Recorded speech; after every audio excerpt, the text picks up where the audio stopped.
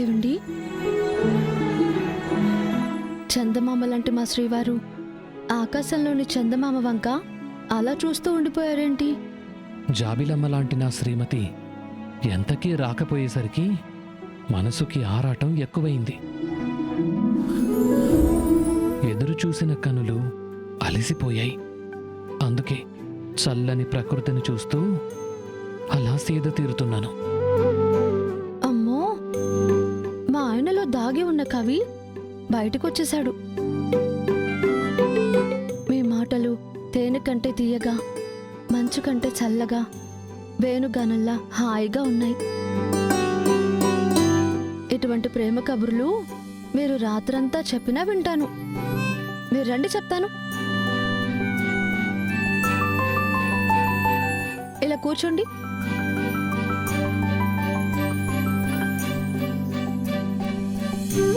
ఇప్పుడు నా కళ్ళల్లో కళ్ళు పెట్టి చెప్పండి. మీరు చెప్పే మాటలు మరణం వరకు గుర్తుండిపోతాయి. పవిత్రమైన మన బంధానికి సాక్షిభూతంగా నిలిచిపోతాయి. హద్దుల్లేని మన ప్రేమకు జ్ఞాపకంగా మిగిలిపోతాయి. చెప్పండి, చెప్పండి. నువ్వు ప్రేమ ప్రేమ అంటుంటే నాకు విషయం గుర్తుకొచ్చింది. నిన్ను ఒక మాట అడగాలనిపిస్తోంది. ఏంటది? అడగండి, అడగండి. ఆలస్యం ఎందుకు? ఓ భార్యని భర్త అడగకూడని మాట అది. నువ్వేం అనుకోవు కదా? అయ్యో నా బంగారు కొండ, నేనెందుకు అనుకుంటాను? మీరు మొహమాటం లేకుండా అడగండి, ఏం పర్లేదు. అది ఏంటంటే అంటే ప్రెసెంట్ జనరేషన్లో కొంతమంది లైఫ్లో మ్యారేజ్ బిఫోర్ లవ్ స్టోరీస్ ఉంటున్నాయి కదా.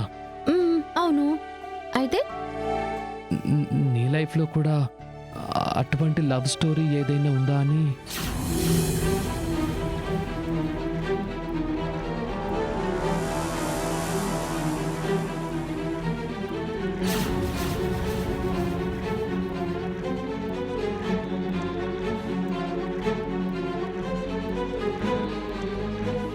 నాకు తెలుసుకోవాలనిపించింది, అందుకే అడిగేశాను.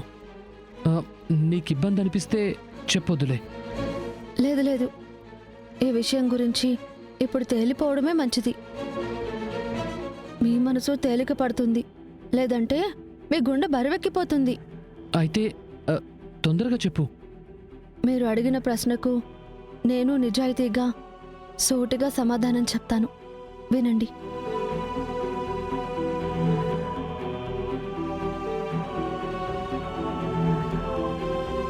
మన పెళ్లికి ముందు నాకు ఓ ప్రేమ కథ ఉందండి.